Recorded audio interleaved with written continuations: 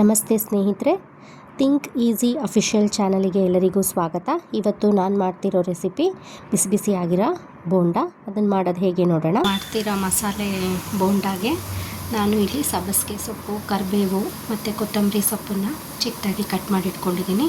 ಅದ್ರ ಜೊತೆಗೆ ಸ್ವಲ್ಪ ಈರುಳ್ಳಿ, ಆಮೇಲೆ ಹಸಿಮೆಣಸಿನ್ಕಾಯಿ, ಸ್ವಲ್ಪ ಶುಂಠಿ ಯಾಕೆ ಆ್ಯಡ್ ಮಾಡ್ತಾಯಿದ್ದೀನಿ ಅಂತ ಅಂದರೆ ಅದು ಜೀರ್ಣಕ್ರಿಯೆಗೆ ಒಳ್ಳೇದು ಮಾಡುತ್ತೆ.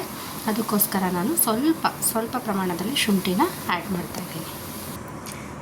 ಈರುಳ್ಳಿ ಎಲ್ಲನ ಕಟ್ ಮಾಡಿಟ್ಮೇಲೆ ನೆಕ್ಸ್ಟು ನಾನು ಬೋಂಡಾ ಹಿಟ್ಟನ್ನು ಡ್ರೈ ಆಗಿ ಫಸ್ಟು ಈ ಥರ ರೆಡಿ ಮಾಡ್ಕೊಳ್ತೀನಿ.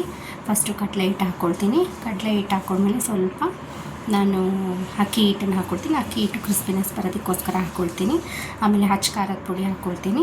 ಅದ್ರ ಜೊತೆಗೆ ಅಡುಗೆ ಸೋಡಾ ಬೇಕಾದರೆ ಆಪ್ಷನಲ್ ಹಾಕ್ಕೊಳ್ಬೋದು, ಇಲ್ಲ ಅಂತ ಅಂದರೆ ಬೇಡ. ಅದ್ರ ಜೊತೆಗೆ ನಾನು ಸ್ವಲ್ಪ ಉಪ್ಪು ಹಾಕಿದ್ದೀನಿ, ರುಚಿಗೆ ತಕ್ಕಷ್ಟು ಉಪ್ಪು ಹಾಕಬೇಕು. ಆಮೇಲೆ ಜೀರಿಗೆ ಯಾಕಂತಂದರೆ ಜೀರ್ಣಕ್ರಿಯೆಗೆ ಒಳ್ಳೇದು ಮಾಡುತ್ತೆ. ಓಂಕಾಳು ಅಷ್ಟೇ, ಹೊಟ್ಟೆ ಉಬ್ಬರ ಆಗೋದು ಅದನ್ನೆಲ್ಲ ಅವಾಯ್ಡ್ ಮಾಡೋಕ್ಕೆ ನಾನು ಓಂಕಾಳು ಕೂಡ ಇಲ್ಲಿ ಹಾಕಿದ್ದೀನಿ.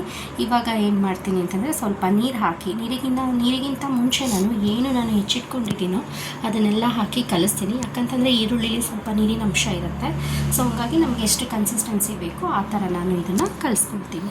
ಅದ್ರ ಜೊತೆಗೆ ನಾನು ಇದು ಮಿಕ್ಸ್ ಮಾಡೋಷ್ಟೊತ್ತಿಗೆ ಎಣ್ಣೆನ ಕಾಯೋದಕ್ಕೆ ಇಟ್ಟಿದ್ದೀನಿ ಸ್ಟವ್ ಮೇಲೆ. ನೋಡಿ, ಈ ಥರ ಕನ್ಸಿಸ್ಟೆನ್ಸಿಲಿ ನಾನು ಕಲಿಸಿದ್ದೀನಿ.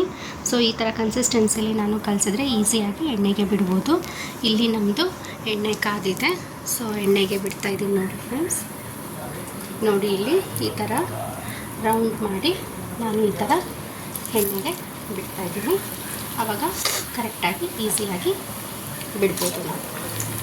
ನೋಡಿ, ಎಣ್ಣೆಗೆ ಬಿಟ್ಟಾದಮೇಲೆ ಈ ಥರ ಬಂದಿದೆ. ಸೊ ಇದು ತುಂಬ ಚೆನ್ನಾಗಿ ಬಂದಿದೆ. ನೋಡಿ, ಕಟ್ ಮಾಡಿದಾಗ ಯಾವ ಥರ ಇದೆ, ತಿನ್ನೋಕ್ಕೂ ಕೂಡ ಚೆನ್ನಾಗಿದೆ.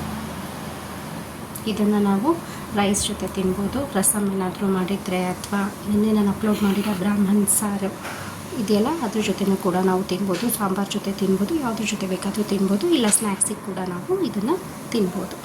ಈ ಬಿಸಿಯಾದ ಬೋಂಡಾ ನಿಮಗೆ ಇಷ್ಟವಾದಲ್ಲಿ ನಮ್ಮ ಚಾನಲ್ನನ್ನು ಫಾಲೋ ಮಾಡಿ, ಪ್ಲೀಸ್ ಲೈಕ್ ಮಾಡಿ, ಸಬ್ಸ್ಕ್ರೈಬ್ ಮಾಡಿ ಮತ್ತು ಕಮೆಂಟ್ ಮಾಡಿ ಹಾಗೂ ಶೇರ್ ಸಹ ಮಾಡಿ. Thank you.